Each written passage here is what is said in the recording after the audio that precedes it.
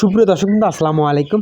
তো আপনারা দেখতে পাচ্ছেন আমাদের খামারে যে ঘাসের যে সংকটটা ছিল, তো আলহামদুলিল্লাহ সেই সংকটটা কিন্তু এখন আর নেই, কারণ যেহেতু আমাদের ঘাস এখন কিন্তু পর্যাপ্ত পরিমাণে ঘাস হয়েছে। তো আপনারা হয়তো দেখছিলেন আগে যখন আমরা ঘাস গরুকে আমরা দিয়েছিলাম, তো কিছু কিন্তু পল আর কি সাথে মিক্স করে আর কি দিয়েছিলাম। তো ইনশাআল্লাহ সেইটা কিন্তু এখন করতেছি না, তো এখন আমরা জাস্ট শুধু ঘাসই দিচ্ছি, কারণ যেহেতু আমাদের ঘাস কিন্তু প্রচুর পরিমাণে এখন ঘাস হয়েছে। তো এই ঘাসগুলো যেটা আমাদের হয়েছে এখন, তো সেই ঘাসগুলো কিন্তু আমরা দিচ্ছি। তো দিয়ে কিন্তু আমাদের কুলেতে মানে যে ঘাসটা যেটা আমাদের হয়েছে, তো প্রচুর পরিমাণে কিন্তু পুরা আর কি হয়ে যাচ্ছে। তো আসলে দিন দিন আসলে ঘাসে কিন্তু যে যে শক্ত কিন্তু হয়ে যাচ্ছে। তো সেই ঘাসগুলো কিন্তু আমাদের গরু এখন কম খাইতে যাচ্ছে, সেটা আপনারা দেখতে পাচ্ছেন। তো চারিদিকে কিন্তু কিছু কিছু ঘাসের কিন্তু আমাদের ডগা কিন্তু আমরা আসলে নিচের দিকে আর কি উঠাই দিচ্ছি আমরা। তো আসলে খাইতে খাইতে কিন্তু তারা কিন্তু মানে কিছু কিছু অংশ খাইতেছে না, কারণ এটা না খাওয়ার কারণটা হচ্ছে তো আমাদের ঘাস কিন্তু পর্যাপ্ত পরিমাণে পুরাট হয়েছে। তো পুরাটটা হওয়ার কারণে কিন্তু এরকমটা হচ্ছে। তো আজকে যেটা আমরা আসলে ফেলাই দিচ্ছি সেটা মানে অতিরিক্ত পুরাট হয়েছিল। তো অতিরিক্ত পুরাট হওয়ার কারণটা হচ্ছে আমরা কিছু জায়গায় আসলে রেখে দিয়েছিলাম। তো রেখে দেওয়ার পর কিন্তু সেই জায়গা থেকে গিয়ে ঘাসের যে ডগা যেগুলো, তো সেইগুলো কিন্তু একদম সাইডের দিকে ছিল। তো সাইডের দিকে থাকার কারণে এইগুলো প্রচুর পরিমাণে আর কি শক্ত হয়। তো এই শক্ত আসলে ডগারগুলো আসলে গরু কিন্তু খাচ্ছে না। তো সেগুলো আসলে আমরা উঠাই নিয়ে আসলে বাইরের দিকে ফেলাই দেবো।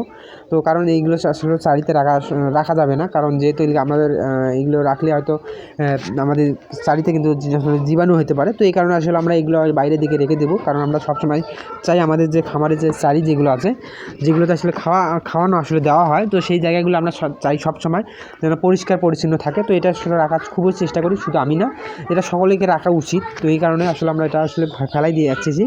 তো এখানে আসলে আমাদের কিন্তু আরও যেহেতু এগুলো নোংরা হয়ে থাকে, কারণ এগুলো যখন অতিরিক্ত শক্ত আর কি হাড্ডি যেগুলোকে বলি থেকে আমরা, তো ঘাসের যে ডগা যে শক্ত যে ডগাগুলো, তো যখন এগুলো কিন্তু গরু যখন আসলে চাবায়, তো তখন কিন্তু আসলে মুখ দিয়ে কিন্তু লালা আর কি ঝরে পড়ে। তো আসলে এই জায়গাগুলো আসলে আমরা সবসময় পরিষ্কার করে দেওয়ার চেষ্টা করি, মানে ধুয়ে দেওয়ার চেষ্টা করি চারিগুলো। তো কারণ যেহেতু ওইগুলো তো জীবন থাকতে পারে বা বংশ বিস্তার হতে পারে। তো এই কারণে আসলে আমরা সবসময় এগুলো আসলে পরিষ্কার রাখার চেষ্টা করি। তো যাই হোক, আপনারা হয়তো ঘাসগুলো দেখলে বুঝতে পারবেন যে আসলে আমি যে ঘাসগুলো কাটতেছি কিছু জায়গায় কিন্তু আসলে আমি রেখে দিচ্ছি। তো মানে গোড়গুলো আসলে আমি রেখে দিচ্ছি, কারণ এই গোড়গুলো কিন্তু আসলে আমরা দেবো না, কারণ কেটে দিচ্ছে না। বিশেষ করে যে গোড় যেগুলো আছে, তো সেই গোড়গুলো কিন্তু আসলে বিশেষ করে শক্তটা। তো এই কারণে আসলে আমরা কিছু গোড় আসলে আমরা রেখে দিচ্ছি। তো এই গোড়গুলো কিন্তু আপনারা দেখতেই পাচ্ছেন, তো গোড়গুলো কিন্তু প্রচুর পরিমাণে শক্ত প্রচুর। তো এইগুলো আসলে গরু খাওয়া একদমই সম্ভব না। তো এই কারণে আসলে আমরা এগুলো সাইডে রেখে দিচ্ছি, কারণ এগুলো আমাদের খাওয়ানো সম্ভব না। তো এগুলো আসলে আমরা এগুলো আমরা বাদে আর কি যে সাইডে যেগুলো আছে সেগুলো আসলে কেটে দেওয়ার চেষ্টা করতেছি। তো আপনারা হয়তো জানেন আমরা কিন্তু ঘাস কিন্তু একবারে কেটে নিয়ে আসি, তো আমরা একবারে রেখে দিই রাতে এবং দিনে। তো এইগুলো আসলে দেওয়ার পর আমাদের যে ঘাস যেগুলো আসে থাকে, তো ওইগুলো আমরা কিন্তু কাটি না।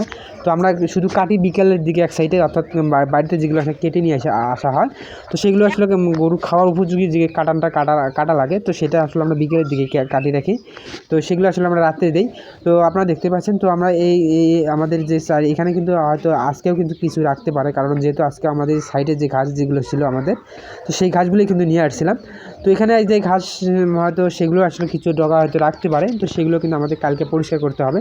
তো প্রতিদিনের খাবারের যেগুলো আসলে বাঁচিয়ে যায়, তো সেগুলো কিন্তু আমরা একবার হলেও আমরা পরিষ্কার